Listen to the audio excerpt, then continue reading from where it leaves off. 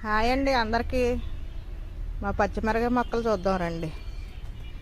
పచ్చిమిరకాయ మొక్కలు మన ఎండుమిర్చిలో వచ్చిన విత్తనాలు వేసానండి, జిమ్మాను. ఇవి వాటికి అయ్యే మొలిసి చూడండి ఎన్ని పచ్చిమిరకాయలు కాసినాయో.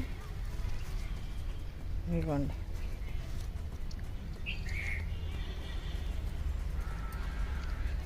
మన పోపుల పెట్టెలో ఉన్న వాటితోనే మన ఇంట్లో ఆకుకూరలు, కూరగాయలు అన్నీ పండించుకోవచ్చండి. మన ఇంట్లోనే మనం పండించుకున్న కూరగాయలు, ఆకుకూరలు తింటూ ఉంటే చాలా ఆనందంగా ఉంటుందండి. ఎక్కడో కొనుక్కు తెచ్చుకొని అవి మళ్ళీ ఎలా ఉన్నాయో ఏంటో, వీటికి ఏ మందు వేసారో ఏంటో, ఇవన్నీ మనం భయపడుతూ తింటాం కంట మన సొంతంగా మన పెరట్లో పండించుకున్న కూరగాయలు అయితే మనకి ఏ భయం లేకుండా తినొచ్చు, ఆరోగ్యంగా ఉండొచ్చు.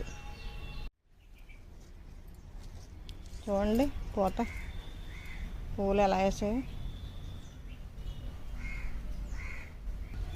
2 పూట్ల వాటర్ పోసుకుంటే చాలండి.